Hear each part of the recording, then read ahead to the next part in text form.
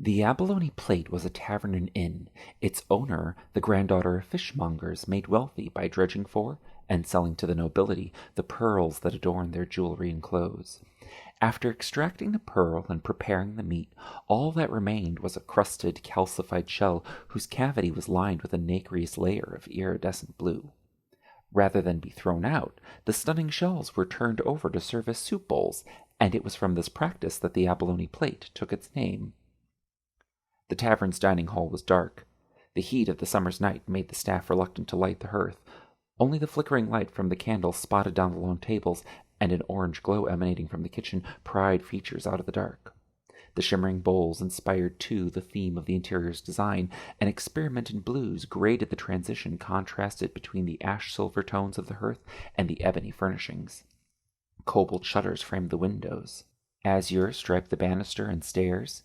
Periwinkle swirled in the paisley of the rug laid before the fire between a pair of armchairs upholstered in celadon chagrin. The cuisine was critiqued as rich as the decor, tending toward opaque stews and translucent broths. This brought to the tables a higher clientele, with purses deep enough to afford the import vintages and rare, intoxicating succulence of a Venetian chagrin. Those, however, were not Shem's style. He did not want to feel that much, that intensely. He sat in the middle of one long table, his hands clasping instead a tall stoneware mug brimming with a heady sweet beer. It was worth its price, nearly double any other draught. It left him numb, dull, perfectly detached from sensing reality. He was prepared to buy the entire barrel, certain that in a few days the crest on his coins would render them worthless. Here he waited for his company to arrive. The tavern was mostly empty. A scullery boy with little else to do passed by several times to take an order before the first of Shem's party arrived. They were dressed down comfortably to coats and breeches, none wearing anything heavier than leather. One rambunctious buck among them seemed too happy to announce how foreign he was to the city. Slung on his arm was a woman well known for straddling the line between bawdy and indecent. Shem could not shame their surrendering to pleasures. Rather, he pitied how quickly pleasure could distract from ambition.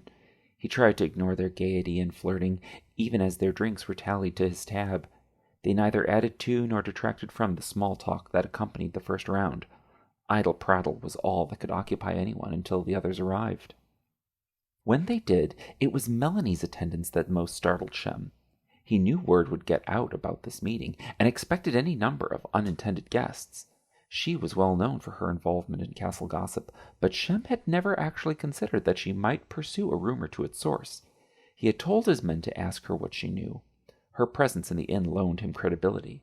The gravity of his theory grew stronger. When his entire squad and a number of humans from other sections was finally gathered, Shem begged their attention with a toast. This seemed an innocent gathering, and he wanted to keep it that way. Being thrown out would do him no good. "Thank you all for coming. I think I know everybody here," he started. "Forgive me if I have forgotten your name. We have at least seen each other at some point on the playing field, have at some point taken or given orders to one another. Maybe you have a problem with somebody here, or they have a problem with you. Let's be clear, though. Whoever they are, they have a friend somewhere in this room, somebody to back them up and defend them. I know I trust a lot of you as my friends. You have served with me or under me, and I have appreciated every waking moment fighting with you at my side." The Abalone Plate grew quiet. Shem had managed to capture even the attention of the scullery boy who sat on a dirty stool in a shadowed corner, imagining himself one day giving such a speech to fellow comrades in arms. Shem continued, "If you have not served with me, then you have certainly served with somebody who has. Many of them are here tonight, and, I know, willing to tell you to at least hear me out. This afternoon I asked a captain some questions. If you were there, raise your hand." A number of arms went up, all members of his squad, scattered among the gathered. "See those soldiers? You can ask any of them to corroborate what I'm going to tell you next. You will see that I am not making this up. I spoke with a captain today who was busy with several extra platoons. He was covering the duties for 2 fellow captains who have not been in attendance at the castle for about 2 weeks. One of those captains is the royal custodian, a warlock named Terracon, whose primary objective is to be Her Highness Princess Cassandra's personal bodyguard. He is not supposed to leave her side. She is not supposed to leave the castle. Yet he has been gone for 2 weeks. Only yesterday I came back to Runa. I too have been absent for 2 weeks, having been assigned the same mission as Captain Terracon and 8 others, 10 of us total. Melanie, I am so glad that you came. Tell me you remember the order to saddle 10 unicorns delivered 2 weeks ago. The crowd shifted around, turning to see who would answer. Melanie was quiet, taken aback at being directly addressed. Her sleepy eyes were ducked self-consciously, awkwardly reclusive and reluctant to answer. Shem was staring directly at her, boring into and coaxing her, begging her to answer. She met his gaze, and with a shaking tone that regretted the instant she spoke, she confessed. Yes, 10 unicorns in full dress. Whose unicorns? Shem begged. Who went riding that day? There were a lot of riders. Melanie tried to play it off. There's nothing to be afraid of, Melanie. Please. He turned their conversation one-on-one, despite its publicity. When she did not answer, he entreated further. Melanie, did His Grace, the Vizier, ride that day? Yes. Did Prince Draco ride that day? Yes. Did I ride that day? What is your point? Melanie was agitated, her tone terse. It was enough to validate Shem's point. Have any of them come back, Melanie? He wanted to pause to give her a chance to answer, but was so desperate that he pleaded again, the words tripping over one another in their rush to get an answer. Have any of them come back? Any of them, Melanie? No one else has come back, she bit back, aggravated with his pleading.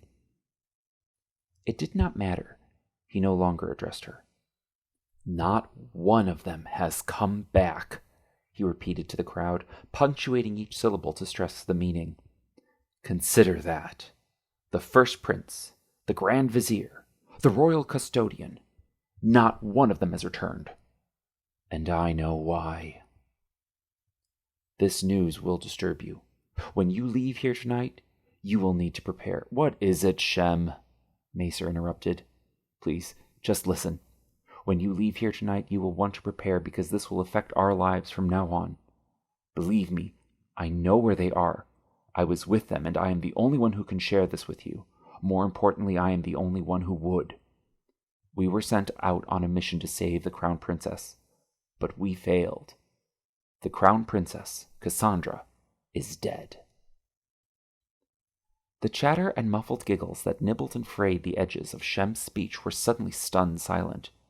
The only noises came from the kitchen and the street outside, from those out of earshot of the revelation. We were called into a library of maps the day after De Tutal. Melanie had asked Terracon what he knew. I was one of only 2 humans present. The other was the custodian sergeant, a man who, if born a witch, would have long since been made lieutenant. She knew he had lied to him. We were the best of the orders, chosen for our talents. I for my pitch, Ramu the fencer for his swift wrist. She did not want to press him, though, not after the horrible things that were said. We were issued a secret assignment, warned that we might not make it back, and spared no chance to warn anyone to our whereabouts. Locate and retrieve the Crown Princess, Cassandra. She had been stolen by the fairies the night before. She thought things had been suspiciously quiet around the castle, but the Mistress Farrier had dismissed her questions, and no one had been called to clean the most restricted chambers of the royal family. Nobody cared about your heritage if you could sweep a floor, so there were any number of humans who passed the stables on their way home with some tidbit to share on the castle's inner workings. They had nothing to share, however. Nesu had found some clues in her room, and following them, we found her days north of here in the ruins of Castle Lumsa. Nothing she overheard contradicted Shem. Everything he said patched up the seams of untold hours between the stories which the maids had passed along. Answers replaced the excuses she used to reason away her loneliness. This story, however, revolted as much as it revealed. She wanted to accept what he was saying as truth, but could not reconcile Cassandra's death. She could not admit her friend was dead, would not admit or accept it. Her doubts wailed against his theory. Our party broke to investigate. I was ordered to run the perimeter. Terracon went to search the castle, but got trapped inside. The sky was black from a storm. It was dark, so hard to see what was happening. Then we heard it, a cry for help from the basement of a tower. We could just barely see them, Cassandra and Terracon, struggling for their lives. We made a makeshift bridge to cross the castle's moat, but it was raining. They started to cross, but the grass was so slick, everything was slippery. Terracon fell first, then Cassandra. Then came the Fae, a glowing cloud of havoc that lit the sky. They swarmed us. There was an explosion. The change in Shem's tone as he said that last line betrayed the climax of his testimonial. Melanie was not sure if she wanted to hear any more. Rocks shattered and mud was strewn everywhere. Ignoring it, however, seemed harder than enduring it. When at last we could again look, only their gaping grave remained. She could not bear the guilt of having ignored the truth of her friend's demise. Her comfort was nothing compared to knowing their fates. The bodies had been obliterated. They were gone. Melanie recanted. Her comfort did mean more than knowing their fates. She tried to reimagine those last words, to paddle back against the current of time, but nothing she imagined even started to compare with Shem's haunting confession. I saw 2 others die that night, and the rest disappeared entirely. I did not want to die out there with the secret of their fates.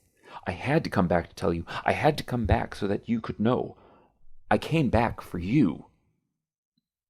Melanie staggered back, away from his truth and admissions, away from the idea of having to continue without her companion, back to the quiet recluse of being a happy, stable hand, acknowledged and appreciated by her caring friend.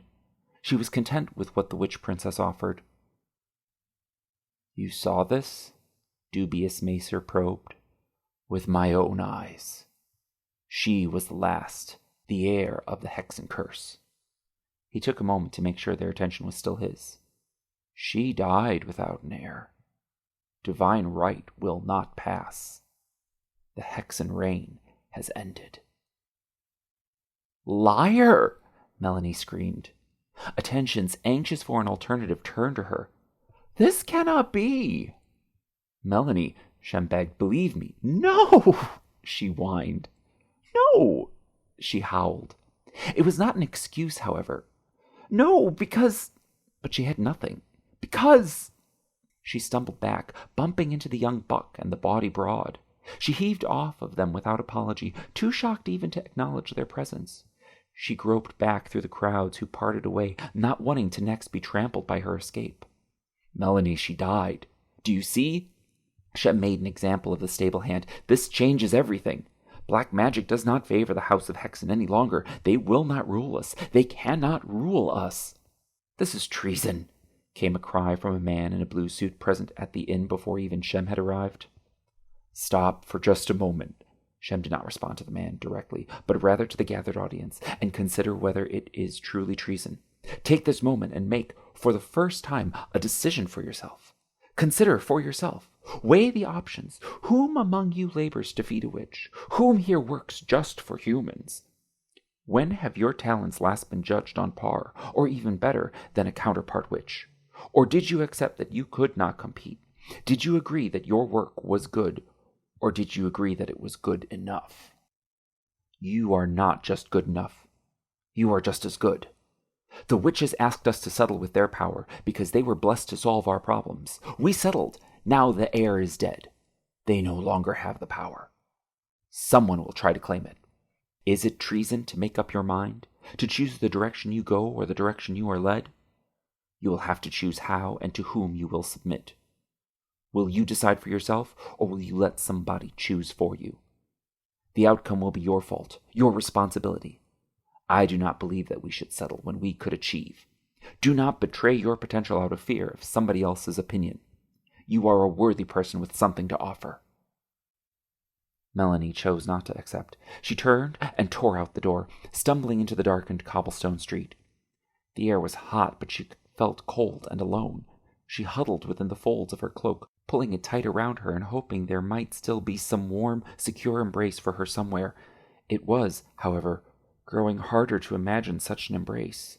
From whom? From where? Answers were too distant right now to obtain, at least a day away, easily a mile across the sea, hidden deep within the walls of a witch's castle. She could only endure the night, frightfully paranoid of tomorrow's potential answer. The door to her apartment closed behind her, the bolt dropping loudly, securely in place. It did nothing to keep out the terrible thoughts sleeping in her bed with her, their tossing, teasing her awake. The night stretched on too long, her fear of the answers she would find pushing tomorrow as far off as it could go.